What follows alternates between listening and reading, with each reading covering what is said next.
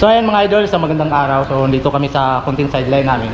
So ang gagawin natin ngayon ay maglalatag kami ng number 8 na wire sa home run. Ito yung pinaka main supply dito. So galing doon, patakbo yan dito. Ay nagbago yung location ng supply dito. Yung breaker na doon, lilipat yan dito. So kasama ko nga pala si Dung TV dito mga idol sa electrical installation. Yan. So ngayon, isang idea lang kung paano yan ipasok yung number 8 sa 1/2 na flexible hose. So ang haba niyan is 15 meters. Ayan. So simulan natin. So ito yung dulo na una natin pasok. Ayan. Ayan. Ah. Shoot mo. Shoot. Shoot mo. Shoot mo. Ayan. So mas madali ito ipasok sa flexible yung number 8 kasi hindi ito na dito na bibin ng madali kaysa number 12. Ayan, so ganyan lang kasimple. Pag naman, pag mabigat na siya, yugyugin nyo lang, ganyan. Kailangan nyo lang yan galawin yung flexible hose para tutuloy-tuloy yung takbo ng wire. Ayan, ganyan lang. Isa tagapasok, isa naman taga ganito. Ayan. So nakatali yan dun sa scaffolding mga idol. Ayan. Malapit na.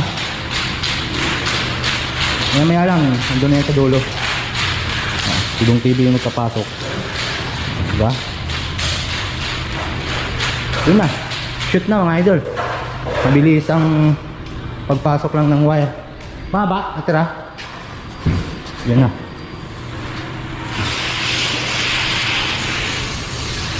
So, ito na yung dulo. So dudugtungan na lang namin to ng flexible. Latag muna natin, saka natin dugtungan. Ayan. So latagam na namin, dugtungan na lang namin kung ilan yung kulang. So 20 meters na flexible para sa sobra at kulang. So dito kasi yung mga idol, yung main nya, main supply. Ayan. So mag live tapping tayo dito papunta doon sa may bintana na yun.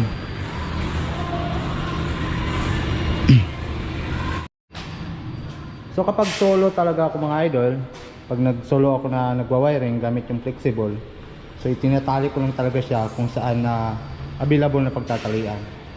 Ayan.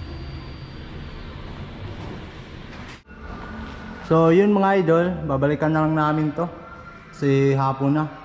Malayo pa yung biyahe namin, Las Piñas pa. So dito to sa may Dasma. So nailatag at naiabang na namin to lahat.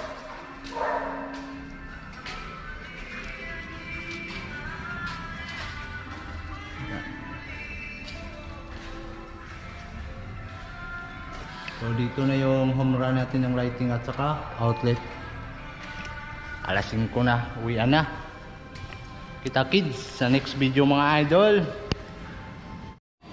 So ayan mga idol, isang magandang araw sa inyo dyan.